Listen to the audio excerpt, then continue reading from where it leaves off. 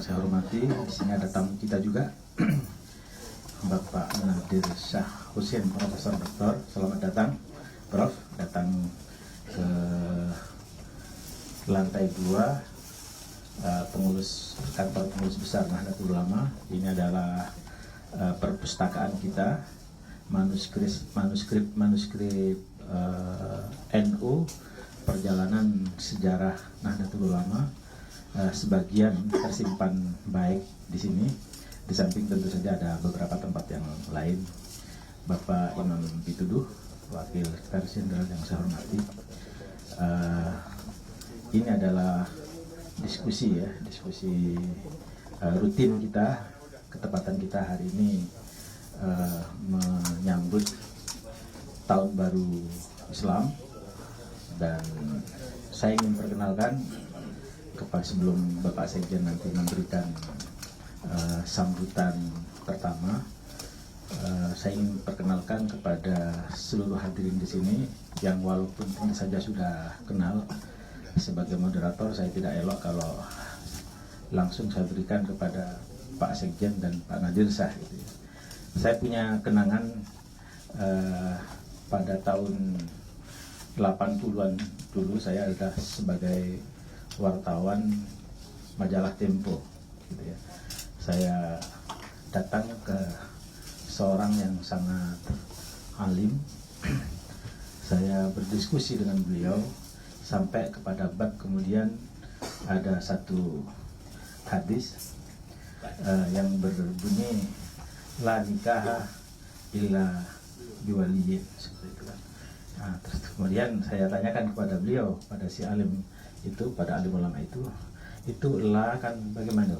Oh, itu dideskripsikan oleh beliau bahwa la itu bisa mempunyai arti la nahi yang haram kalau tanpa wali, sampai kemudian bahwa la itu sebenarnya bisa berarti la itu bisa tidak sempurna saja kalau misalnya tanpa wali.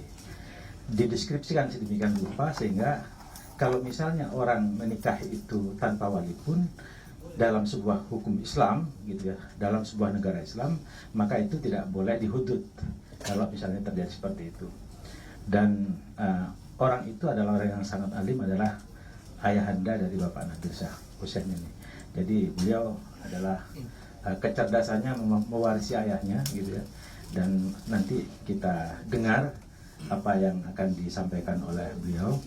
Selain itu, kita kenal beliau adalah beliau tadi kita diskusikan di atas, Pak Nadir Syah ini adalah garda depan di dalam tulisan-tulisan di media sosial sebagai pembela Nahdlatul Ulama. Tepuk tangan untuk beliau. Nah, sebelum Pak Nadir Syah menyampaikan gagasan-gagasannya, kita persilahkan kepada Bapak Sekjen untuk menyampaikan catatan-catatan penting terkait diskusi kali ini. Silakan.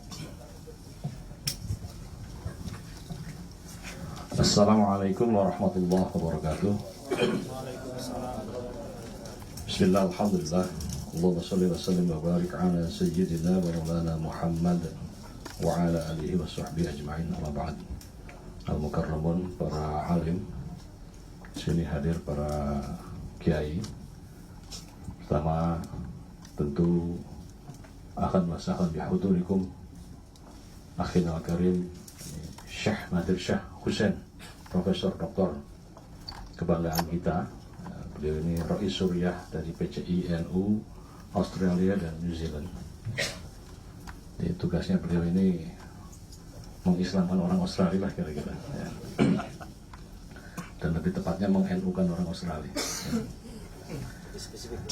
Lebih spesifik, ya. Atau mengaustraliakan Islam. Di sini juga hadir Pak Mas Tuki Baidowi, ya, jurnalis senior, kiai, dan juga termasuk penulis yang aktif dulu. Sekarang sudah mulai pasif karena punya hobi mancing sekarang. Ya, entah karena melihat dunia ini semakin fana, jadi pelampiasannya mancing. Dan ini di yang paling kanan ini Syekh Imam Pituduh, rambutnya gondrong karena sampai hari ini belum ada yang bisa motong rambutnya. Setiap hari berpuasa, mudah-mudahan ya Jokowi Kiai Ma'ruf menang lah kira-kira.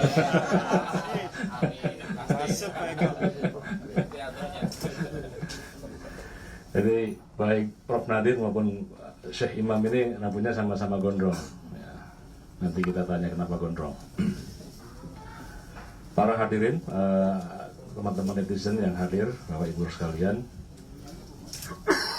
NU adalah merupakan organisasi Jamiah Diniyah Istimaiyah, organisasi kemasyarakatan keagamaan.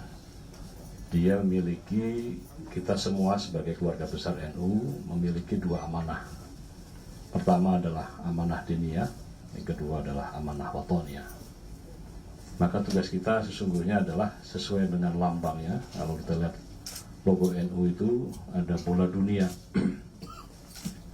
Ini terkandung misi bahwa para ulama dulu memang sudah bersepakat bagaimana meng-NU-kan dunia dan menduniakan makhluk ulama. Ya.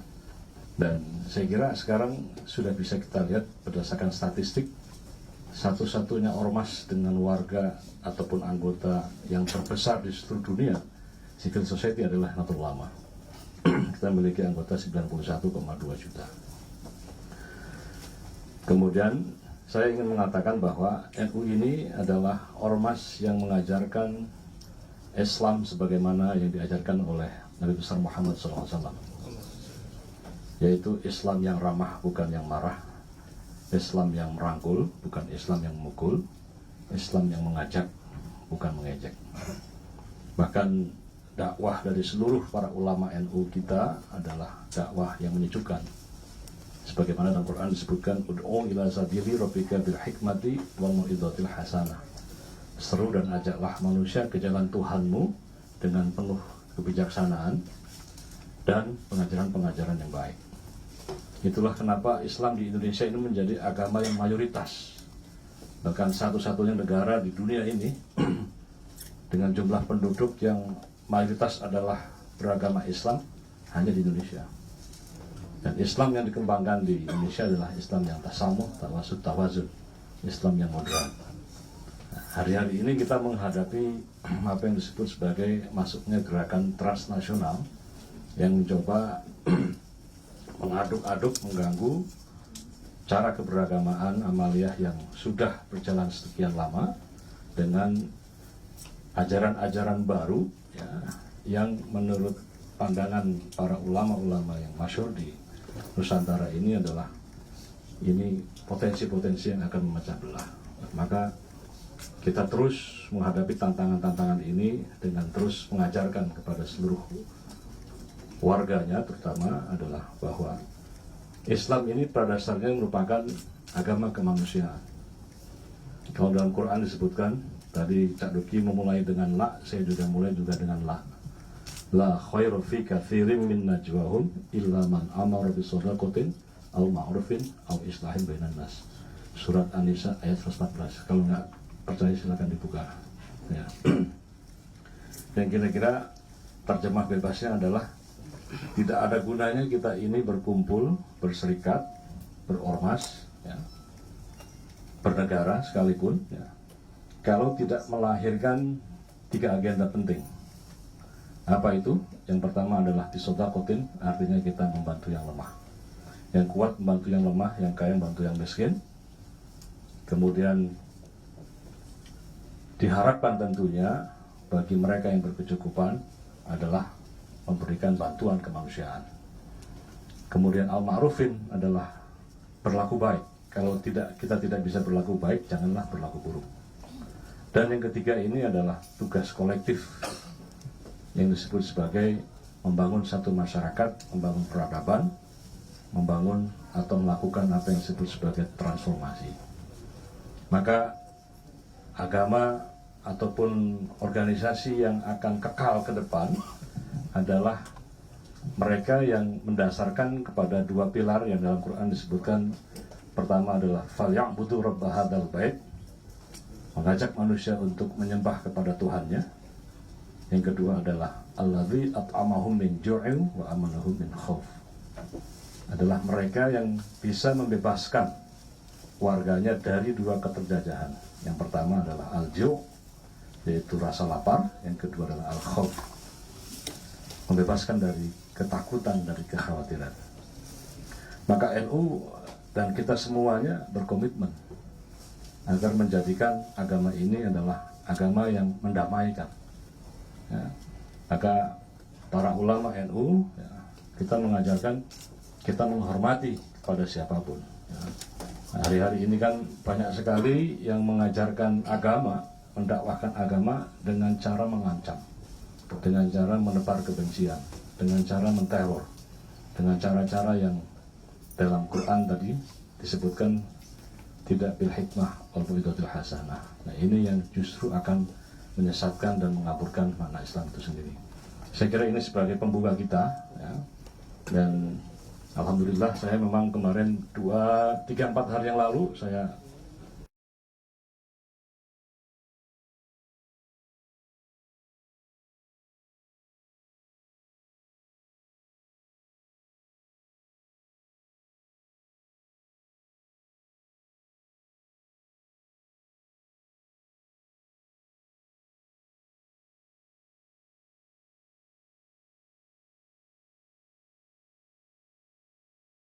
paling tidak wali murid lah, ya.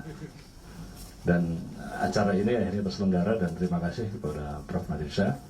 Dan NU juga sebentar lagi kita akan menyelenggarakan Munas Kombes NU dalam kapasitasnya sebagai guru besar yang ahli dalam tata negara hukum, ya. Hukum tata negara. Kita harapkan nanti Prof. Nadir Syah juga sebagai aset dari kader NU akan kita undang untuk memberikan masukan-masukan. Demikian, dan selanjutnya kita akan diskusi. Terima kasih. Oke, tepuk tangan untuk Pak Sekjen. Iya, jadi follower dari Gus Nadir ini sudah di atas 100.000 lebih gitu ya. Dan ini momen yang penting untuk kita manfaatkan, bagaimana agar Islam yang tadi digambarkan dengan baik oleh Pak Sekjen PBNU itu bisa terus berkembang. Karena begini, kalau kita baca lebih jauh ayat tadi itu di surat An-Nahl, ud'u ila sabili rabbika bil hikmati wal mau'izatil hasanah wajadilhum billati ahsan, itu kalau dalam versi mereka itu mansuh, dinasah oleh ayat kita. Jadi itu ya nggak ada gitu. Jadi yang ada itu adalah ayat kita, kan gila itu. Jadi orang ini disuruh perang, dalam kondisi damai pun disuruh perang. Itu bahayanya. Nah, jadi ini memang ini ghazwatul fikr. Dan ada 132 juta pemegang medsos ya, lewat internet, dan sebagian besar adalah 90% pakai gadget. Dan di sini dari 262 juta penduduk Indonesia. Nah, ini adalah tempat sekarang untuk kita mendengarkan apa yang akan diucapkan dan pokok-pokok pikiran yang menarik dari Profesor Dr. Nadir Syah Hussein. Dipersilahkan.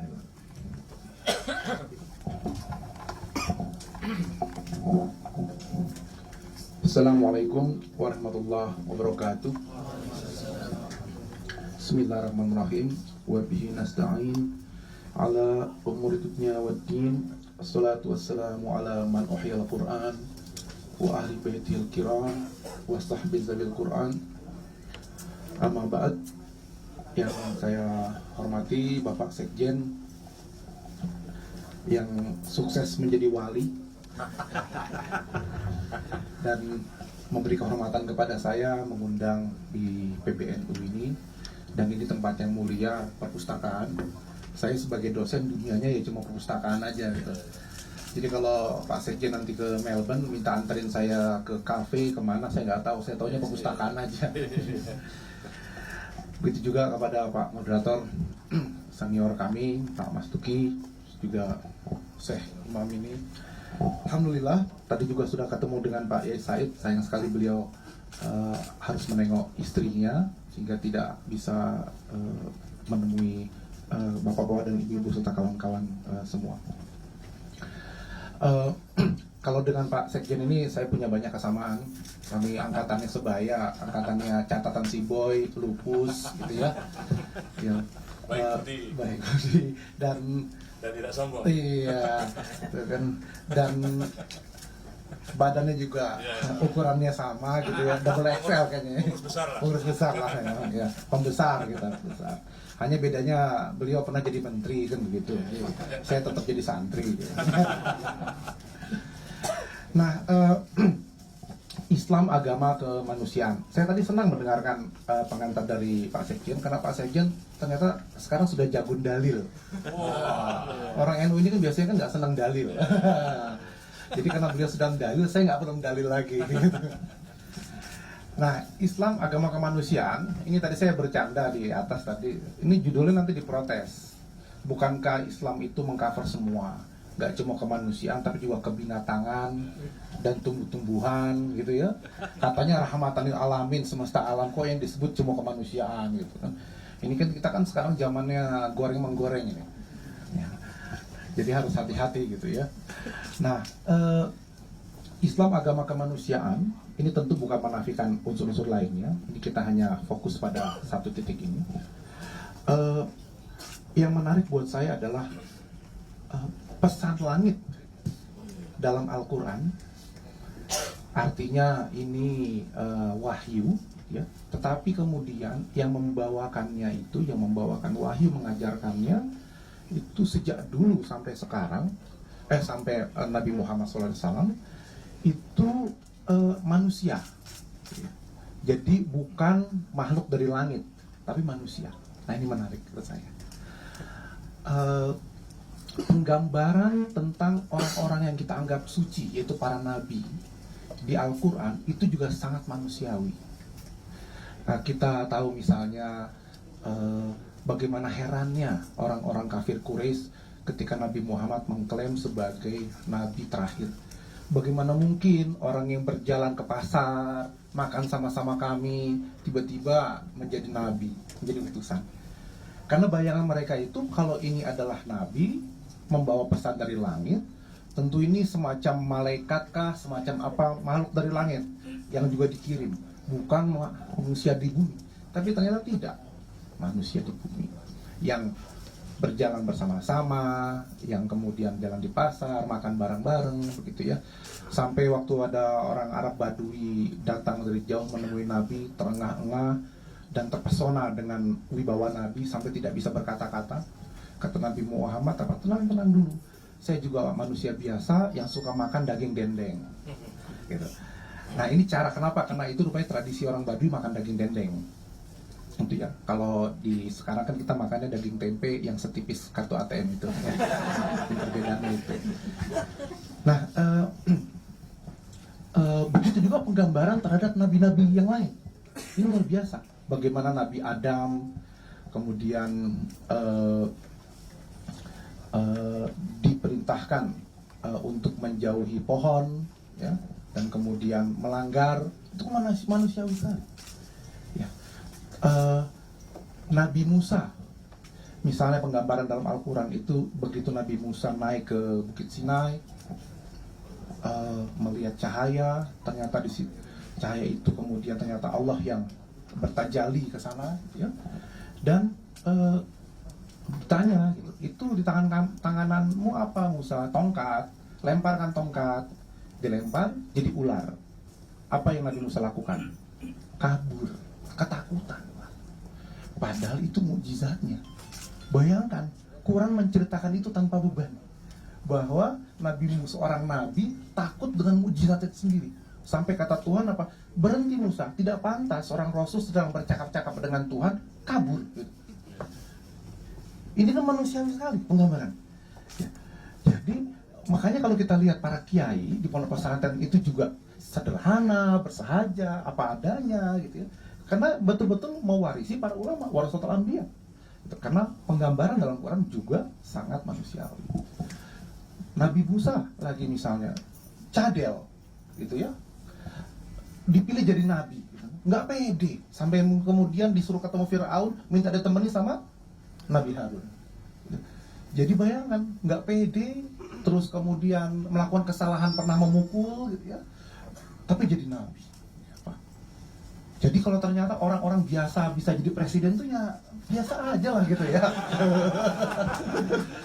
Tuh nah gitu ya. Nah, penggambaran nabi-nabi lain juga seperti itu. Nabi Yusuf misalnya, bagaimana Nabi Yusuf itu kemudian gantengnya hampir mirip Pak Sekjen kita ini lah gitu ya. Sampai saya bilang sama istri saya, itu saya bukan nggak mau membantu istri saya di dapur loh. Istri saya tuh suka masak, suka apa. Karena saya khawatir kalau saya ke dapur, istri saya melihat saya terpesona, teriris tangannya. Seperti Nabi Yusuf itu. Saya bilang gitu. Tapi saya ini memang nggak mau bantuin saya di dapur aja. Ya. Tapi itu cerita yang sangat manusiawi. Penggambaran itu diceritakan. Jadi bukan sosok yang sempurna yang tidak terjangkau. Bahkan atau bagaimana Nabi Yusuf merekayasa adiknya yang berkunjung, Benyamin ya. Kemudian Bunyamin kalau kita Benyamin S kan, Benyamin Suaib di Betawi ini. Itu diambil gelas yang kemudian disembunyikan seolah-olah adiknya kemudian mencuri kan gitu. Nabi kok merekayasa gitu. Sangat manusiawi gitu, penggambarannya. Nah ini yang mengagumkan saya tentang Al-Quran ketika kita membaca Al-Quran. Tokoh-tokoh besar, tokoh-tokoh yang ternyata membawa pesan-pesan dari langit digambarkan dengan sangat manusiawi. Nah ini menunjukkan bahwa Islam ini memang agama kemanusiaan. Contoh-contoh teladan yang diberikan bukan yang tidak terjangkau, bukan sesuatu yang ma fawqul insan, di luar kemanusiaan. Tapi dia disebut dengan al-insan ma fawq, dia manusia, tapi dia di atas yang lain. Nah gitu kan. Makanya disebut insan kamil dan seterusnya. Atau dalam bahasa Nabi Muhammad itu bashar gitu kan. Ana bashar, yuhai. Nah, bedanya cuma di situ, dapat wahyu gitu. Itu pun juga kalau kita dengarkan penjelasan Said Alawi Al-Maliki, Allah yarham, mengapa misalnya Nabi Muhammad lahirnya di hari Senin, kok bukan di hari Jumat? Lahirnya di bulan Rabiul Awal, bukan di bulan 4 bulan suci. Nah, ini apa rahasianya? Gitu. Sementara kalau kita, wah lahirnya itu di hari Jumat, wah senangnya gitu kan. Wah ini ada tanda-tanda baik, nanti meninggalnya juga di hari Jumat. Ini kan ada hari-hari baik seperti itu. Tapi Nabi Muhammad sendiri ternyata tidak. Maka apa kata penjelasan Said Alawi Maliki itu? Karena Nabi Muhammad besar bukan karena lahirnya di hari tertentu. Nabi Muhammad hebat bukan karena lahir di bulan tertentu, tapi memang karena beliau itu rahmatan lil alamin. Jadi tidak diperingati hari kelahirannya karena hari tertentunya itu. Nah ini yang menunjukkan lagi Nabi Muhammad ternyata seorang yang biasa. Nah kenapa ini penting? Ya, kita tahu semua kisah yang saya ceritakan tadi, kita hafal semua, kita tahu semua. Tapi kenapa ini penting? Karena sekarang dunia ini bergerak pada politik identitas. Ada semacam keakuan dua hal, yaitu agama dan etnik. Dua hal ini bukan cuma di Indonesia atau di Jakarta, lebih sempit lagi ya, tapi juga di dunia sekarang. Ada Donald Trump gitu ya, mereka isu-isu di Australia juga seperti itu, isu-isu yang berkenaan dengan agama, dengan identitas. Seakan-akan manusia sekarang kehilangan identitasnya, ada krisis identitas, tidak tahu siapa dirinya, merasa tidak secure, merasa sedang diserang di mana-mana, gitu ya, melihat orang lain itu dengan pandangan penuh curiga. Itu yang sedang terjadi. Kita mengalami krisis kemanusiaan. Karena itu penting kembali kita untuk menggali kembali pesan bahwa Islam sebagai agama kemanusiaan.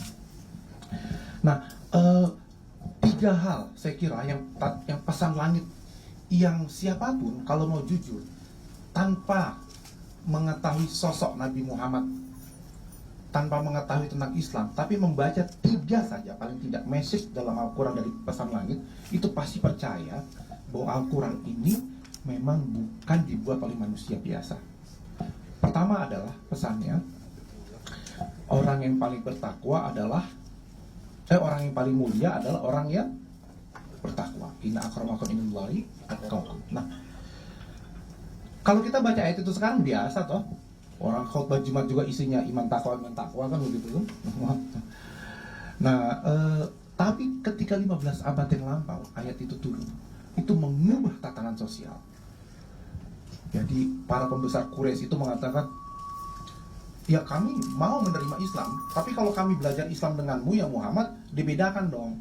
Yang kelas budak sebelah kiri gitu kan, karena kami yang sebelah kanan. Ada kelas khusus, ada hak-hak privilege selaku pembesar Quraisy.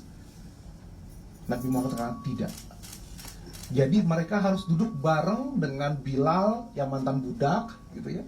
Karena dia masuk Islam, statusnya sama dengan para bangsawan. Masuk ke masjid tidak dihitung karena dia adalah keturunan siapa, maka harus di soft pertama gitu. Nanti keturunan siapa lagi dia soft kedua. Enggak. Ya siapa yang duluan? Di samping kanannya tukang becak kah? Samping kirinya direktur? Biasa. Itu Islam agama kemanusiaan. Gitu. Mengubah tatanan sosial. Jadi kesulitan para pembesar Quraisy saat itu untuk menerima Islam bukan semata-mata karena tidak mau menerima Islam. Mereka kan tahu Muhammad SAW itu al-amin, terpercaya, track recordnya jelas. Tapi karena tatanan sosial berubah saat itu. Bahwa yang mulia bukan keturunan, bukan karena dia bangsa Arab, bukan karena warna kulit, bukan karena dia laki-laki, apa, tapi karena ketakwaan. Jadi ayat ini mengubah tatanan sosial saat itu. Di sini tonggak Islam sebagai agama kemanusiaan.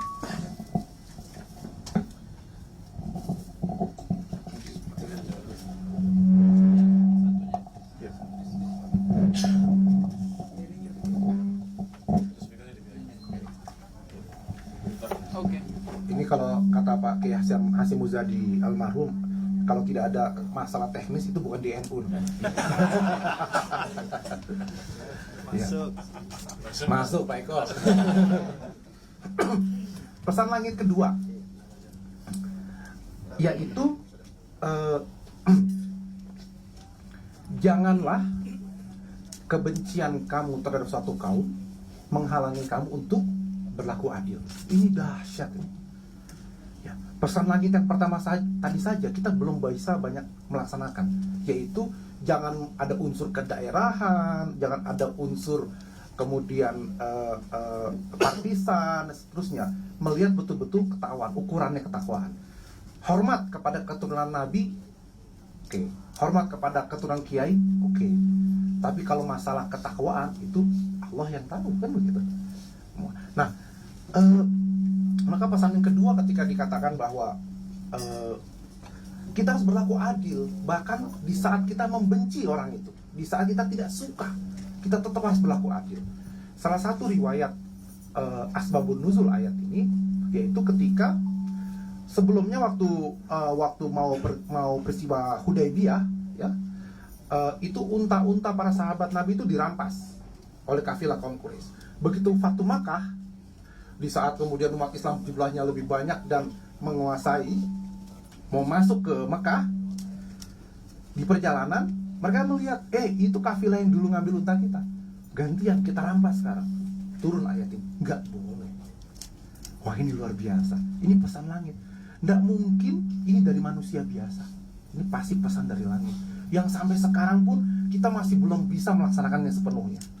Kita masih penuh dengan praduga-praduga, kebencian-kebencian. Kita masih bicara cebong dan kampret. Nah, kalau ada yang berbicara kemudian dari kubu sebelah, meskipun pembicaraannya ngawur, kita akan dukung dia. Kan di medsos gitu kan umumnya.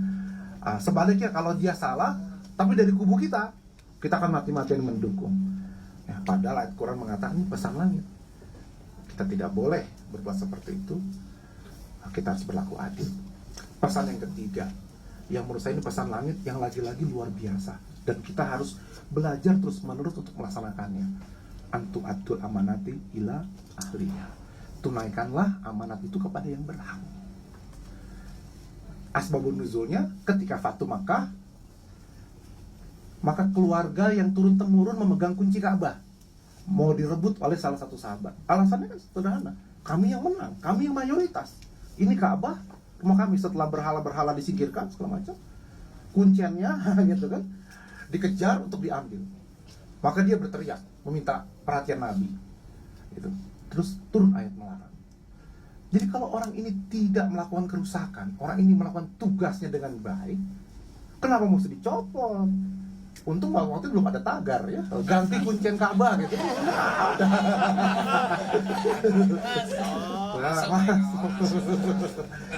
Nah, jadi kita harus berikan amanat pada yang berhak. Itu jangan kepada hanya gara-gara kita satu kubu, hanya gara-gara satu daerah gitu ya, atau satu sama-sama dulu angkatan militer gitu kan, ya. Atau sama-sama PNI ya, biar adil lah dikit. Terus kemudian kita memberikan amanah itu ada like and dislike misalnya. Itu nggak bisa. Kita betul-betul harus menyampaikan amanah kepada yang memang berhak ya. Jadi 3 pesan langit ini dibawa oleh orang-orang yang sangat diceritakan dengan sangat manusiawi, tapi pesan langit ini selalu universal. Itu lintas batas gitu. Ini kalau saya cerita begini ke bule di Australia itu mereka terkaget-kaget. Saya nggak cerita bahwa Islam itu harus sholat 5 kali. Itu nanti. Itu kan syariah itu kan periode Mekah nanti itu kan. Ya. Jadi saya bicara message seperti ini, message universal. Gitu. Dan mereka terkaget-kaget gitu. Jadi apa betul nabimu sudah ngomong gitu? Kitab suci saya udah ngomong gitu kok. 15 abad yang lampau gitu. Mereka baru bicara soal rasial gitu ya. Itu baru abad 20. Gitu. Konstitusi Australia itu sampai tahun 67 itu masih menganggap aborigin itu flora dan fauna, bukan manusia. Jadi sensus nggak dihitung. Tahun 67 pas referendum baru kemudian dirubah. Gitu. Saya ganteng-ganteng begini ngajar konstitusi Australia di sana gitu. Kalau dibilang jelek-jelek kan gak enak. Nah, artinya baru tahun 67 orang Australia itu belajar pesan kemanusiaan yang 15 abad yang lampau sudah turunkan tadi, bahwa bukan masalah warna kulit, bukan masalah etnis gitu ya, yang membuat manusia itu menjadi mulia. Nah, ini yang dicontohkan oleh Nabi Muhammad secara spesifik. Ya, misalnya saya tertegun ketika membaca hadis sahih, ketika kemudian ada iring-iringan jenazah Yahudi, Nabi Muhammad berdiri menghormati, kan? Dikasih tahu, disangka Nabi nggak tahu gitu, dibisiki, ya Nabi itu jenazahnya orang Yahudi gitu. Kata Nabi, tapi bukankah dia manusia? Nah, ini jawabannya. Jadi soal penghormatan kepada siapapun manusia, kita melihatnya yang pertama kali, kalau saya datang ke sini, ya, yang pertama kali saya lihat bukan NU-nya, ya, bukan kemudian rambut gondrongnya, gitu ya, bukan senyumnya, bukan apa, tapi bahwa kita adalah sama-sama manusia. Dan kenapa manusia? Karena berarti kalau saya manusia, Anda manusia, masing-masing dari kita membawa ruh suci dari Tuhan. Yang connect itulah ruh sucinya. Maka kalau kita tidak suka dengan perbuatan orang lain yang menzalimi kita, boleh benci perbuatannya, jangan benci orangnya. Karena orang-orangnya itu menyimpan ruh suci. Nah, yang connectnya itu ke sana, manusia. Makanya para ulama kita mengajarkan ukhuwah Islamiyah, ukhuwah watoniyah, ya, ukhuwah basyariyah. Jadi persaudaraan sesama muslim, persaudaraan sesama warga negara, apapun agamanya, gitu, persaudaraan sesama manusia, apapun negaranya. Gitu. Jadi dengan menggunakan 3 ukhuwah ini, saya di Australia nggak ada masalah. Gitu. Dimanapun muslim berada, nggak akan masalah. Dimanapun kita berada, kita akan membawa Islam yang rahmatan lil alamin. Saya kira pengantarnya itu dulu. Terima kasih. Kita diskusi nanti ya. Oke, terima kasih. Ya, sudah pas dan pantas kalau kita bangga punya kader di PCI ya, internasional, NU internasional istimewa. Mantap, istimewa. Gimana di Australia dan di New Zealand gitu ya. Dan itu sesuai tadi Pak Sekjen bilang, lambang NU itu kan sudah menginternasional gitu ya. Ada bumi bulat, lalu kemudian ada bot yang di tengah dunia. Ya, yang di tengah dunia, melintasi dunia. Jadi Kiai Ridwan itu sangat inspiring ya. Seorang kiai seniman tapi punya visi yang mungkin disengaja ataupun kalaupun tidak disengaja, karena itu katanya adalah hasil istikharah. Nah, maka itu kemudian diperjalankan seperti itu. Nah, kalau Rais Am itu sering mengaitkannya gambar botnya itu dengan sebuah hadis sahih yang menyatakan ana afsahu man nataqa bid-dad min Quraisy gitu. Jadi Rasulullah sallallahu alaihi wasallam itu adalah orang yang paling fasih dari suku Quraisy untuk berbicara bot gitu. Dan ternyata botnya internasional. Jadi ya saya kira ini kita kirim Fatihah kepada Kiai Ridwan. Al-Fatihah.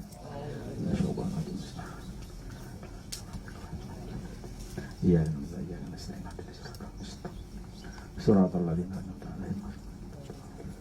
dan sekarang yang sudah menjalankan dotnya itu adalah Gus Nadir, ada di Australia dan di New Zealand dan teman-teman yang lain. Jadi marilah kita diskusi, ini kita hidupkan dengan dialog-dialog. Siapa yang mau merespon yang pertama, silakan. Oh, itu apa tuh? Oh ya, sebelum diskusi itu mulai lupa. Jadi ada secara simbolik ya. Secara simbolik akan diserahkan sumbangan dari Lazisno untuk Peduli Lombok. Oh, ya. Untuk Peduli Lombok. Kita tepuk tangan untuk kegiatan dan kepedulian dari Jawa Barat ya. Termasuk agama kemanusiaan ini. Sini nggak apa? Pak Gus Nadir di tengah. Nah, gitu. Oke. Ya. Foto-foto dulu yang ini. Termasuk rekaman-rekaman itu penting itu. Nah itu. Karena YouTube itu sekarang ke depan nomor 1 untuk di media sosial. Masuk Oke, YouTube. sip, ya. Oke, cukup. Terima kasih. Oke. Kita sampaikan kemananya. Oh, 216.700.000 rupiah PW Lazisno Jawa Barat untuk bencana Lombok ya. Luar biasa untuk NU Jawa Barat. Ya ini mau mutu sendiri nih, harus ada ininya. Harus difoto. Di share aja, nanti di share. Enggak apa-apa ke anu. Itu coba difoto dulu. Betul. Nah. Lah gitu. Biar Oh, gambarnya langsung ya, Pak. biar Sendiri ya. biar fotonya sendiri ya Pak.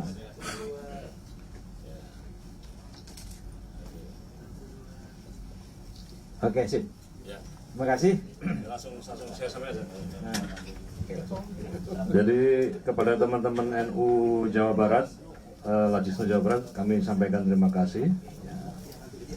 Mudah-mudahan apa yang menjadi amal soleh kita ini dilipat gandakan pahalanya dan mudah-mudahan meringankan beban saudara kita di Lombok.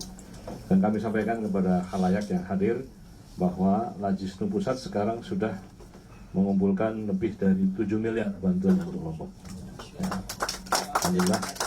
Jadi saya baru saja dari Lombok kemarin dan kita juga bermalamnya juga di kamp pengungsian. Ya.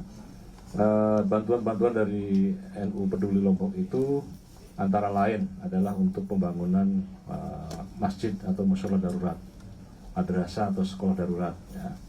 Kemudian juga untuk sarana kesehatan, untuk logistik dalam bentuk sembako, ya.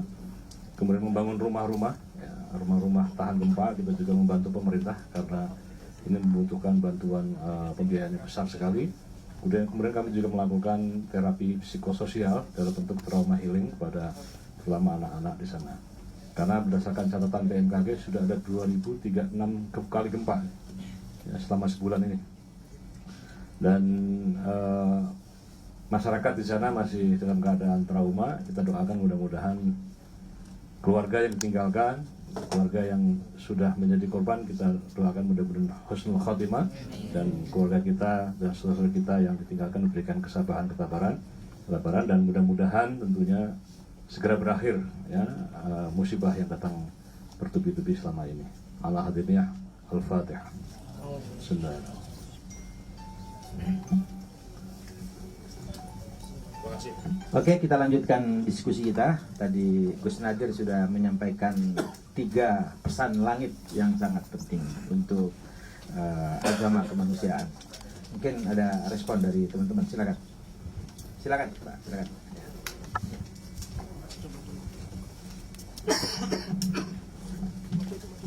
Ya, terima kasih. Saya Sharon dari Kompas. Ini mau nanya bahwa saat ini bahwa Islam yang diajarkan Islam jalan tengah gitu ya.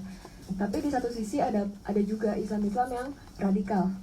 Nah, bagaimana ini kita harus mengatasi Islam-Islam yang radikal dan juga bagaimana mencegah agar generasi muda yang nantinya akan menjadi pemimpin bangsa itu tidak membawa sifat radikal ini. Terima kasih. Papar yang radikal ya. Yang lain mungkin ada 2 orang dulu. Ada 3 boleh. Ini silakan.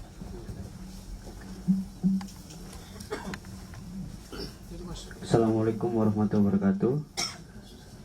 Saya Muhammad Izul Islam dari Pondok Pesantren Bahrul Ulum Tambak Beras Jombang.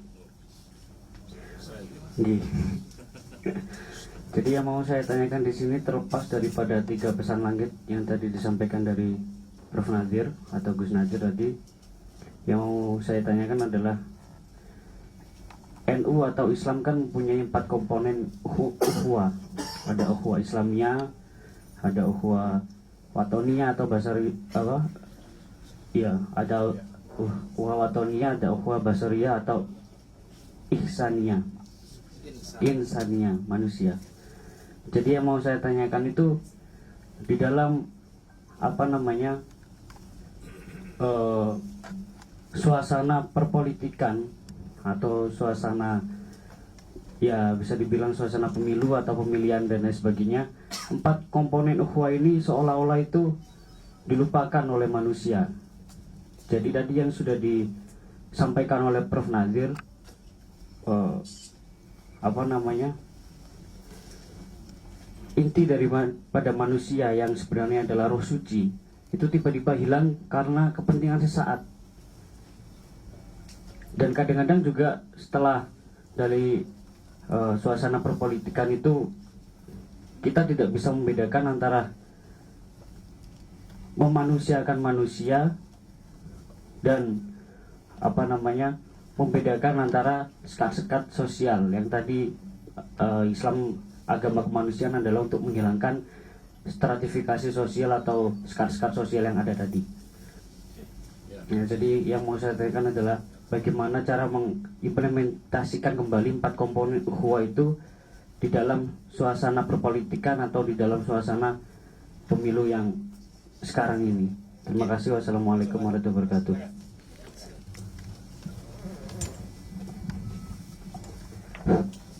Ya, perkenalkan Pak. Assalamualaikum warahmatullahi wabarakatuh. Nama saya Ari Budiman, saya dari Pasca Sarjana Universitas Negeri Jakarta. Kebetulan saya dari Jambi. Yang ingin saya tanyakan ini mengenai masalah sosial masyarakat, Pak ya. Jadi di daerah saya itu sekarang ini NU itu jadi ajaran-ajaran kiai dulu itu, kiai-kiai kampung dulu itu sudah tergerus, Pak, oleh contohnya Ikhwanul Muslimin dan Salaf gitu. Jadi kita itu agak sulit untuk berinteraksi lagi ya. Biasanya kan kalau malam Jumat itu ada ngaji Yasin gitu atau tahlilan gitu. Jadi sekarang ini karena itu jadi sering di kiai-kiai saya itu imam masjid itu sering dinafikan oleh anak-anak muda yang baru-baru di salaf gitu atau itu. Nah kemudian yang kedua karena saya aktivis pendidikan juga di Jambi ini saya sering bergelut dengan intoleransi, Pak. Jadi kebanyakan sekarang aktivis-aktivis pendidikan yang ada di Jambi itu adalah kelompok-kelompok ikhwan. Jadi yang saya bingungkan ini adalah mereka itu sangat sulit menerima perbedaan bagi saya, Pak. Jadi yang ingin saya tanyakan itu ada nggak gerak cepat gitu atau kader-kader kita yang di bawah ini yang bisa menetralisir gitu, untuk menghentikan ujaran kebencian dan intoleransi yang mereka sebarkan gitu. Sorry sih, saya bukan menjudge mereka jelek, tapi kenyataan yang ada di lapangan itu seperti itu, Pak. Terima kasih.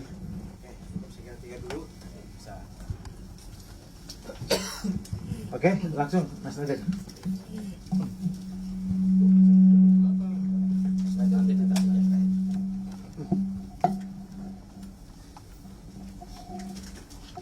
Saya kira dari 3 pertanyaan yang bagus-bagus ini senada dan seirama. Masalah Islam radikal saat ini, Mbak ya. Saya memandang bahwa Islam radikal itu sekarang menjadi semakin menghangat. Itu ada unsur global dan ada unsur lokal. Ya. Bukan berarti Islam radikal tidak ada sejak dulu. Kita sudah tahu ada Khawarij, ada apa dari dulu sudah ada. Tapi kenapa kemudian sekarang semakin menghangat? Ini ada masalah global dan ada masalah lokal. Yang masalah lokal itu bisa kemudian kita bicarakan dan kita selesaikan secara lokal. Nah, yang masalah global ini seringkali kemudian di luar kapasitas kita atau kita tidak bisa sendirian, ya kan? Masalah global yang saya maksud adalah misalnya masih ada ketimpangan dan ketidakadilan dalam skala global, khususnya antara negara-negara berkembang dengan negara-negara maju. Bagaimana eksploitasi dari sumber daya alam di negara-negara berkembang oleh negara-negara maju. Bentuk-bentuk penjajahan tidak lagi dimaknai sebagai seperti dulu dunia kolonial ketika Belanda menjajah kita, gitu ya, tapi sudah dalam bentuk hegemoni dunia barat. Nah, ini yang kemudian sayangnya direspon oleh gerakan Islam radikal karena mereka merasa Islam itu dulu jaya, tapi kemudian sekarang berantakan, begitu mereka.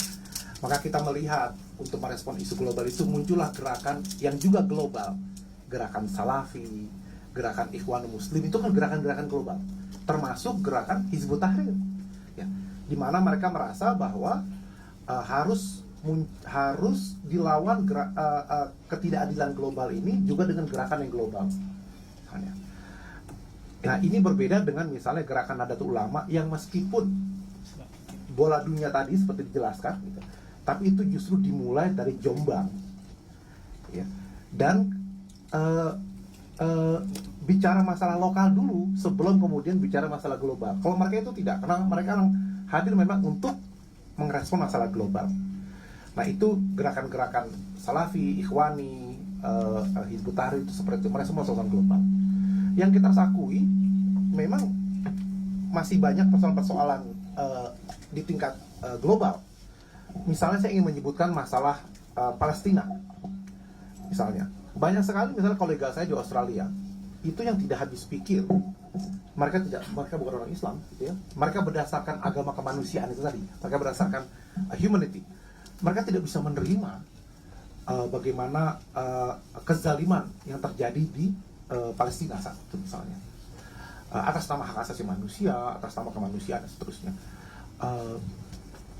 Dan kita melihat bahwa ini masih terus berlangsung.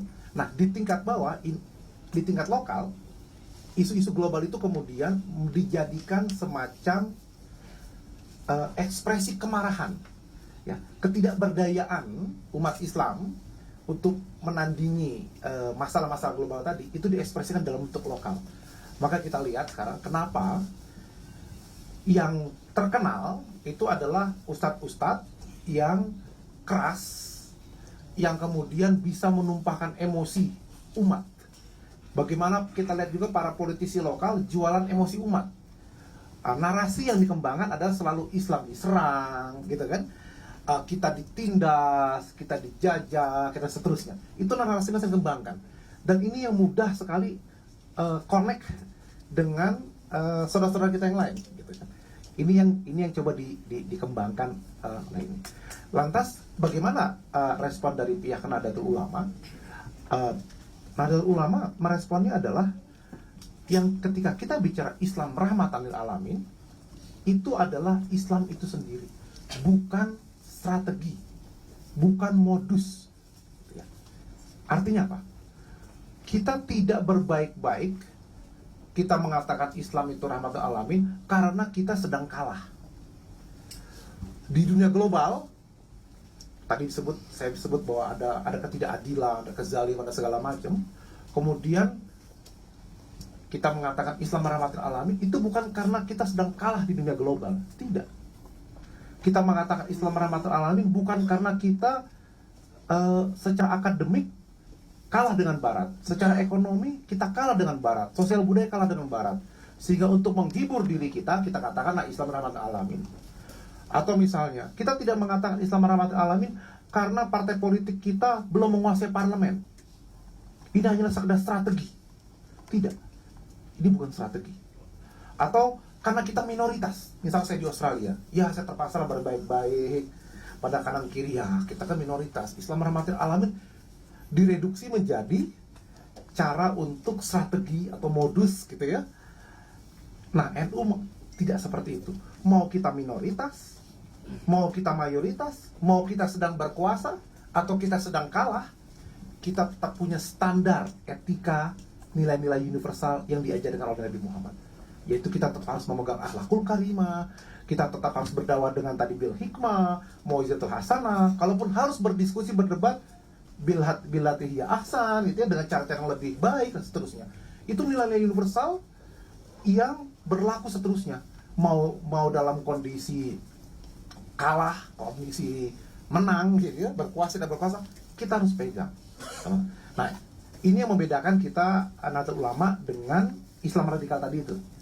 Nah, dia justru mengeksploitasi kekalahan-kekalahan di baik tingkat global maupun tingkat lokal.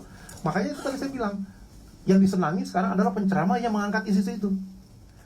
Karena seakan-akan umat emosinya tercurah di sana.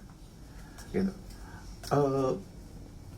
Sampai Gusmus Kiai Haji Mustafa Bisri cerita ke saya bagaimana beliau setelah mendapat undangan untuk berceramah, setelah setuju tanggalnya dan seterusnya, kemudian panitianya mengatakan, ini Pak Kiai, nanti kalau pas berceramah itu terus terang saja Pak Kiai. Terus terang bagaimana, kata Gusmus? Kalau Pak Kiai tidak setuju dengan Barat, dengan pemerintah, dengan apa, sampaikan saja Pak Kiai. Kami senang mendengar yang seperti itu. Kata Gusmus, Anda salah orang kalau gitu.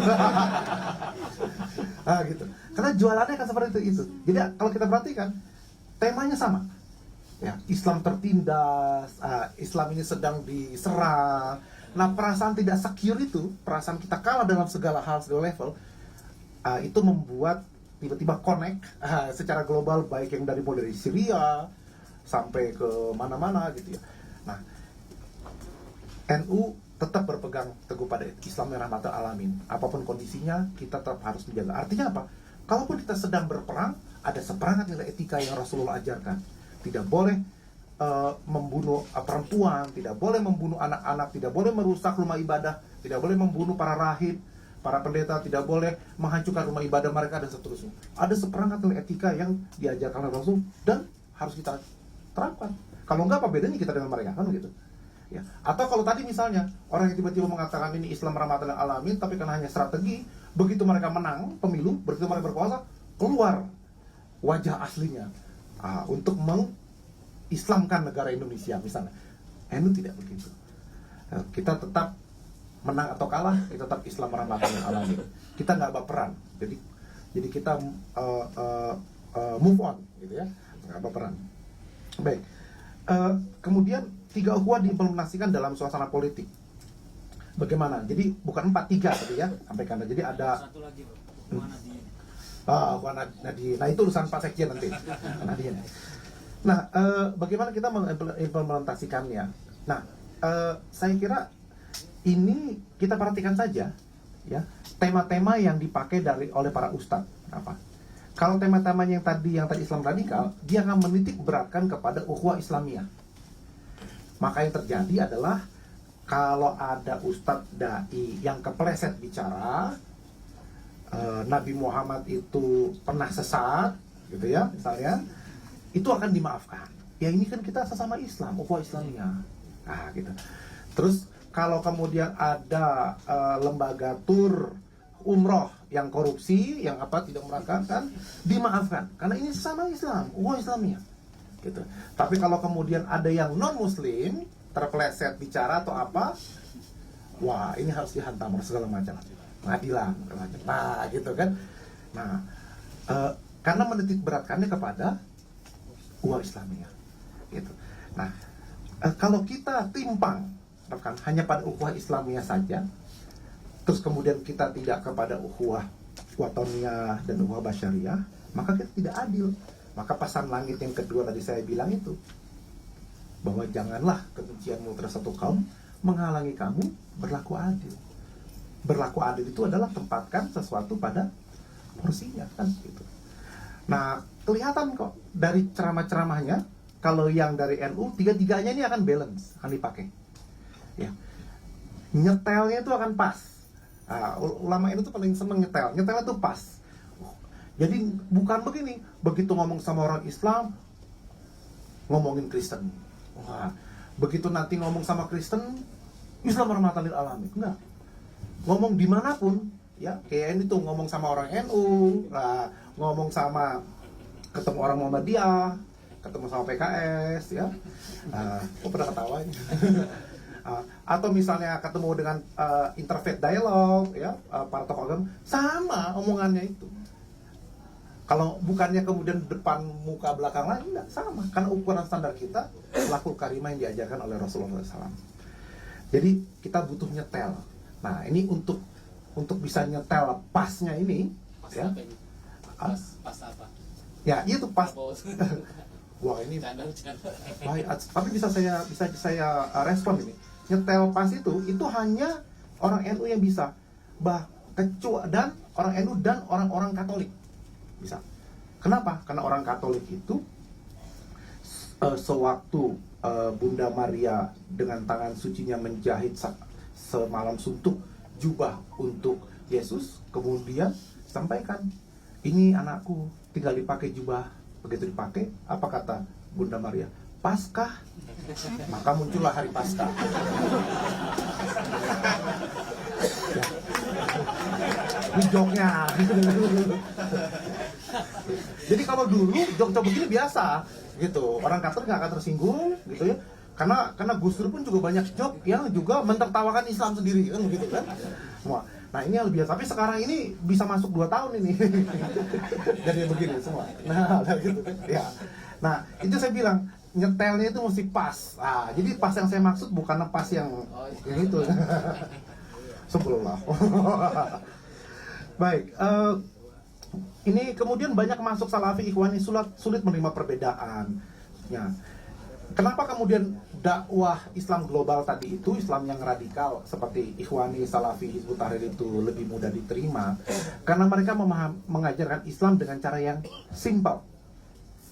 Simple yang saya maksud ini bukan dalam arti sederhana, ya, tapi menyederhanakan. Simplifikasi. Ya. Misalnya begini. Orang-orang suka mengkritik saya. Kalau nanya sama Nadir itu satu masalah, dijawabnya itu dengan berbagai mazhab. Tadi misalnya dijelaskan oleh kayak Mas Duki Bedowi, nanya ke abah saya, itu yang nikah tanpa wali itu mazhab Hanafi. Gitu ya. Mazhab Hanafi begini, mazhab Syafi'i begini, gitu kan. Jadi nanya satu persoalan, bukan dijawab dengan tegas, malah dikasih berbagai opsi. Nah orang sekarang itu tidak mau berbagi opsi. Keislaman mereka persis seperti anak saya waktu masih SD. Anak saya waktu SD itu diundang ulang tahun ke rumah temennya, terus tanya ke saya pakai baju warna biru atau hitam? Warna merah atau hitam? Saya bilang merah bagus, hitam bagus. Kata anak saya, gimana sih? Katanya, merah atau hitam? Terus saya bilang, ya kamu punya sepatu warna merah atau warna hitam, jadi biar matching gitu. Kok jadi makin rumit gitu loh, merah atau hitam gitu. Terus saya bilang ya udah deh kalau gitu merah, boleh deh merah, saya bilang gitu. Tapi Abi, hitam juga bagus kok kan? Ya udah hitam, tuh yang bener yang mana, merah tuh balik lagi. Ya sudah kamu tanya ibumu. Orang ibu disuruh nanya ke Abi, ya kan begitu kan semua. Jadi maunya seorang penceramah itu bukan mencerdaskan, maunya itu memberikan jawaban tegak. Ini halal, ini haram, selesai. Tapi kalau diajak berpikir, gitu kan? Ya, kalau dalam bahasa kita itu bukan hanya bicara fikihnya halal haram, tapi usul fikihnya dimainkan, dijelaskan, gitu. Nah itu itu ribet. Nah, keislaman kita tuh masih tahap anak kecil tadi itu, yang maunya ustadz itu memberikan komando. Bunuh, serbu, takbir, maunya begitu. Bukannya kemudian menjelaskan, gitu loh. Jelaskan begini loh, penafsiran para ulama tuh begini, di kitab ini begini, mencerahkan, memberikan pengajaran. Kenapa? Nah itu mereka bilang, kok jadi ribet Islam itu? Kita bertanya, karena tidak tahu, dikasih jawaban yang juga tidak jelas. Seringkali di Facebook itu saya dimaki-maki ketika artikel saya di akhirnya tidak menyimpulkan. Saya silakan menyimpulkan sendiri. Gitu. Sudah dipaparkan, tidak bisa. ngambil kesimpulan itu tidak bisa gitu. Maunya saya ngomong, saya bilang tidak bisa. Sebagai orang NU, saya tidak bisa mengeluarkan fatwa. Saya bisanya mengutip apa kata para ulama gitu kan. Nah, NU itu percaya 4 mazhab, jadi 4 mazhabnya saya ceritain gitu. Pusing gitu. Nah gitu kan. Nah, kemudian belajarlah ke sebelah. Tadi kata dia kan sebelah. Belajarlah ke sebelah. Ditanya, apa hukumnya ucapan selamat ulang tahun? Haram. Senang begitu. Wah, bawa pulang. Haram ternyata. Misalnya gitu loh. Nah, terus kemudian dikutip terjemah ayat, dikutip hadis ayat, diviralkan.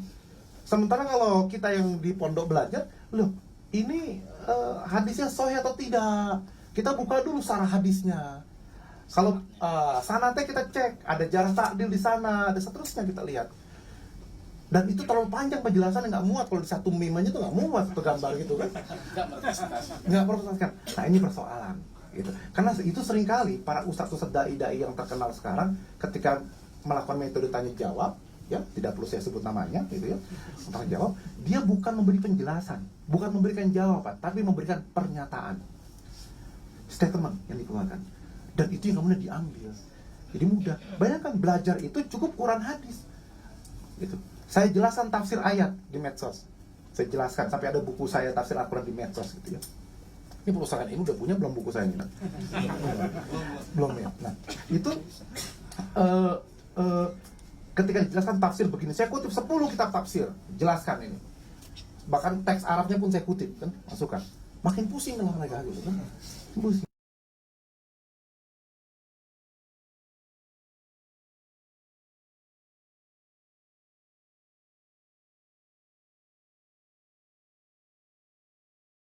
Lah dari jawaban gitu, loh ini orang nggak pernah ngaji tafsir kan gitu kan. Tahu gitu. Nah, ini persoalan kita. Jadi dakwah kita itu masih tadi mencurahkan emosi. Jadi perampiasan emosi umat yang merasa tertindas di segala bidang, gitu, kalah di segala bidang, tiba-tiba tersalurkan oleh para khotib yang berteriak-teriak seperti itu. Sementara kemudian unsur pencerahan, edukasi, ya bisa. Nah, karena itu untuk naik level, gitu umat ini, ya perlulah kemudian belajar itu tafsir, belajar itu hadis. Nggak cuma ayat Qur'annya, tapi asbabun nuzulnya, gitu kita belajar kaidah-kaidah tafsirnya. Terus kemudian kita belajar ulumul hadis, kita belajar usul fikih, ya qawaid tafsir, qawaid usuliyah, qawaid fikih, dan itu semua dipelajari di pondok pesantren. Jadi ayo mondok. Saya kira begitu. Jawaban yang mantap dilengkapi oleh Pak Sekjen. Tadi ada beberapa pertanyaan yang terakhir dari teman dari Jambi. Saya kira secara operasional lapangan perlu kita jawab menghadapi orang-orang di lapangan seperti itu. Karena tadi kita juga di rapat lantai 3 di PBNU juga sudah memberikan arahan-arahan itu. Silakan Pak Sekjen. Ya, jadi saya lanjut cerita pastor dengan kiai dulu ya, melengkapi ceritanya Gus Nadir ini. Dalam sebuah pertemuan internasional, Interfaith Dialogue di Roma, ceritanya ada 2 jamuan makan, ya. Jadi ada makan siang dan makan malam. Nah, makan siang itu rupanya jamuannya adalah jamuan ada menu makanan babi bakar guling. Si pastor ini makan dengan lahap, ya. Kemudian di sebelahnya kiai ini tidak makan sama sekali. Pastor ini nanya, "Kiai, kenapa nggak makan?" "Oh, mohon maaf pastor, kami di Islam itu tidak dibolehkan makan babi." Katanya pastor, padahal makanan yang paling enak di dunia ini Kiai adalah babi, apalagi dicampur kecap. Tiba-tiba malam hari si pastor ngasih tahu, kalau gitu nanti malam di rumah ini makan malam kita halal food, jadi Pak Kiai juga bisa makan. Siap. Tiba-tiba malamnya Kiai gak ikut makan. Besoknya ketemu lagi dengan pastor, tanyalah Kiai ini, "Kiai, tadi malam halal food loh, kenapa gak ikut makan?" "Saya bawa istri, jadi saya tadi malam kumpul sama istri, lama gak ketemu." "Ngomong pastor punya istri kan?" Katanya pastor, dalam agama saya kalau pastor gak boleh kawin, gak boleh nikah. Katanya Kiai, Padahal yang paling enak itu kumpul sama istri. Nggak pakai kecap juga enak.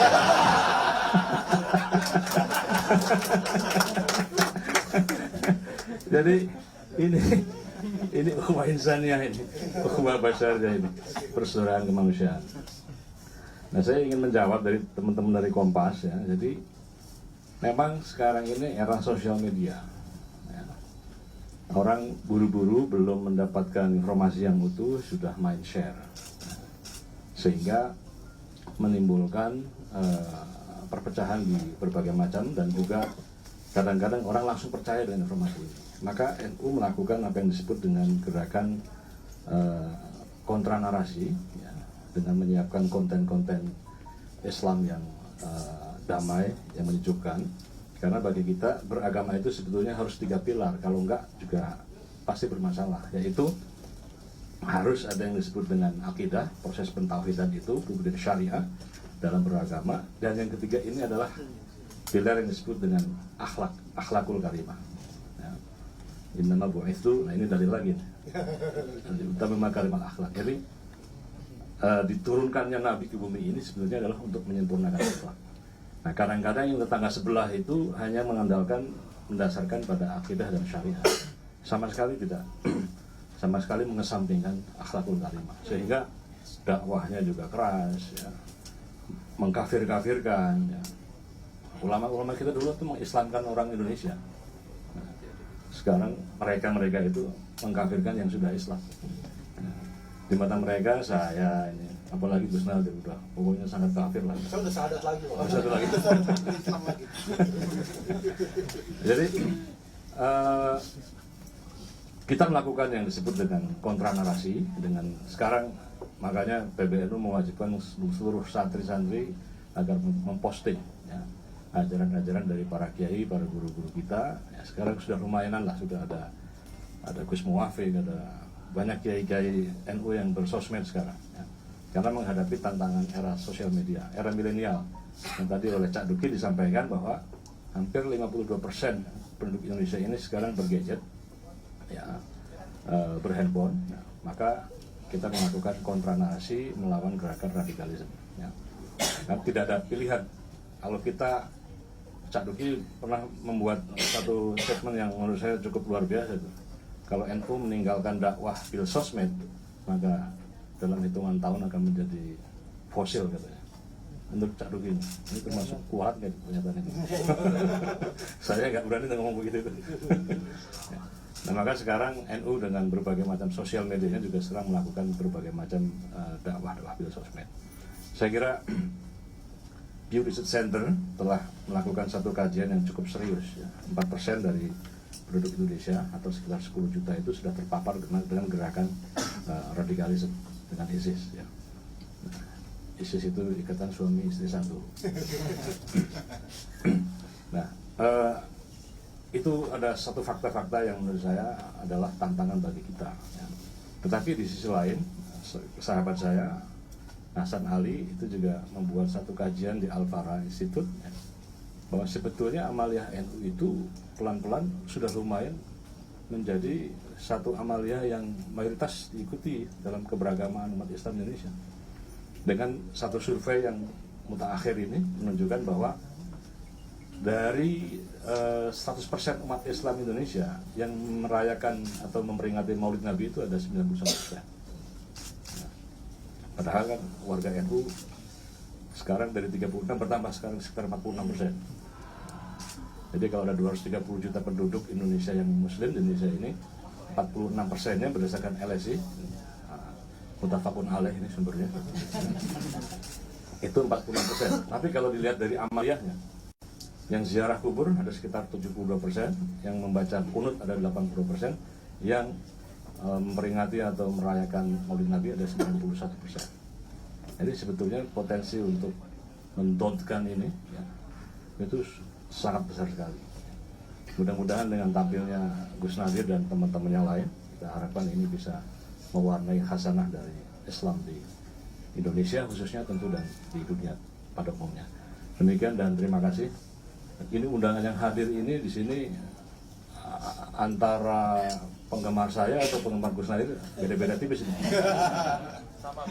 Sama banyak ya. Ya? Wow, ini tadi ini hanya menggunakan sosmed saja ini. Dulu kalau pakai undangan cetak malah jarang, nggak ada yang datang. Ini kita nggak pakai undangan cetak, hanya menggunakan. Dan nggak ada biaya registrasi. Nggak ada biaya registrasi. Dan Gus Nadir datang ke sini juga nggak pakai honor ini ya. Demikian, terima kasih Gus Nadir, jangan kapok. Kalau ada teman-teman lain yang datang ke sini, mohon kasih tahu, dikabari untuk kita berikan juga forum ketemu dengan teman-teman terutama ya. Dan saya sampaikan, alhamdulillah sekarang ini sudah berdiri 36 PCI NU sedunia, ya, di seluruh dunia, di 36 negara. Jadi kalau Anda ke Jepang, ya, Anda ketemu dengan PCI NU, Anda ke Amerika, Anda ke Belanda, ke Inggris, ya, bahkan kemarin saya melantik PCI NU Korea Selatan di kota Gumi, di sana, ya, di Sport Hall yang hadir 5.000 orang. Bayangkan, di kota yang mayoritas penduduknya tidak bertuhan, di sana NU berkembang luar biasa. Terima kasih atas kehadiran semuanya. Wallahu muwaffiq ila aqwamit thoriq. Assalamualaikum warahmatullahi wabarakatuh. Waalaikumsalam warahmatullahi wabarakatuh. Menarik diskusi kita, walaupun sedikit ya, yang hadir di sini. Ini termasuk banyak, tapi kalau media sosial itu kan apa namanya, tidak bisa digambarkan yang sedikit itu sedikit gitu ya. Karena bisa yang sedikit itu bisa mayoritas dalam media sosial. Gitu kan. Apalagi ini live. Ya. Ini juga salam dari teman kita Ahmad Sahal. Dia sedang merespon kita di sini. Gitu ya. Ya, gitu. Jadi ini waktu juga yang membatasi kita. Ini sudah hampir pukul 5. Saya hanya ingin memberikan catatan penting terhadap apa yang tadi dielaborasi oleh Mas Nadir ya. Jadi Mas Nadir tadi kan menggambarkan dengan baik tentang kecenderungan anak-anak milenial yang kalau bertanya itu ingin langsung menjawabkan yang kesplong. Sementara di NU itu cara menjawabnya adalah deskriptif ya gitu ya. Itu sebenarnya bertentangan dengan kalangan milenial. Jawaban yang deskriptif itu tidak disukai memang di kalangan milenial. Yang kalangan milenial itu sukanya itu adalah jawaban yang singkat-singkat yang ini gitu. Dan ini adalah tantangan buat kita. Salah satu titik lemah misalnya kalau kita lihat di NU Online misalnya, NU Online saya kira sangat bagus saat ini. Saya kira untuk berita-berita virtual ya terbaik untuk ormas Islam. Saya kira tepuk tangan untuk NU Online. Cuma banyak kritik antara lain karena konten dari NU Online itu masih berpanjang-panjang. Jadi tidak sesuai dengan kesukaan kalangan milenial. Masih generasi kolonial. Ya, masih generasi baby boomers ya, bukan generasi milenial ya, gitu. Nah, banyak panjang-panjang, kurang yang pendek-pendek, ada ilustrasi, ada meme dan segala macam. Itu yang ini adalah hal yang menjadi masukan buat kita, dan ini perkembangan yang menarik. Kita akan terus berjuang baik yang di Indonesia ataupun yang di internasional. Ada Gus Nadir dan teman-teman yang lain di seluruh dunia. NU tergabung dalam jalur-jalur virtual yang seperti ini. Saya kira itu kurang lebihnya. Mohon maaf yang sebesar-besarnya karena Gus Nadir masih akan ada acara dibawa oleh Mas Imam Bituduh ke lantai 5 untuk melihat pusat-pusat informasi yang ada di Nahdlatul Ulama. Untuk saya kurang lebihnya mohon maaf yang sebesar-besarnya. Wallahul muwaffiq ila aqwamit thoriq. Assalamualaikum warahmatullahi wabarakatuh. Mari kita mengakhiri dengan tradisi yang oleh Mbak Wahab sering sampaikan kepada kita kalau mengakhiri acara, bacalah Maulaya Sholli wa Sallim. Maulaya Sholli wa Sallim daiman ala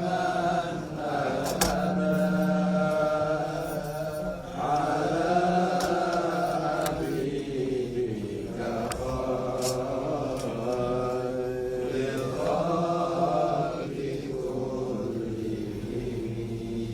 kullihim. Ya Rabbi bil Mustafa